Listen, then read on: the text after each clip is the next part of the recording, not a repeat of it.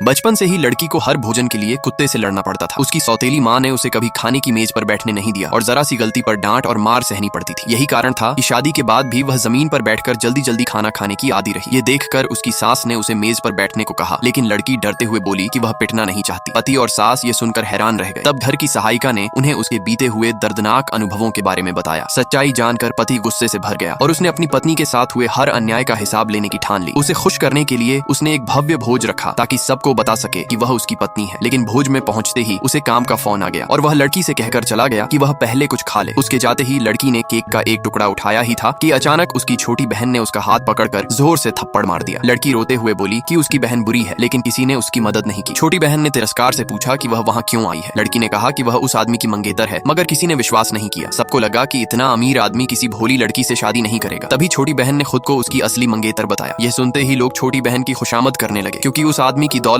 देश में बेमिसाल थी और उसकी कृपा से कोई भी अमीर बन सकता था। सबने मिलकर लड़की पर आरोप लगाए। छोटी बहन और घमंडी हो गई और उसने फिर लड़की को थप्पड़ मार दिया। धक्का मुक्की में लड़की के हाथ से बौद्ध मनकों वाली कंगन गिर गई, जिसे सबने तुरंत उस आदमी की खास कंगन के रूप में पहचान लिया। घबराकर छोटी बहन ने कहा कि लड़की ने उसे चुराया है और गुस्से में उस पर बोतल फेंक दी। उसी पल वह आदमी वहां पहुंच गया। उसकी नजर जमीन पर पड़ी कंगन और अपनी घायल पत्नी पर गई। ये देखते ही छोटी बहन और उसका परिवार चुपचाप वहां से निकलने की कोशिश करने लगे।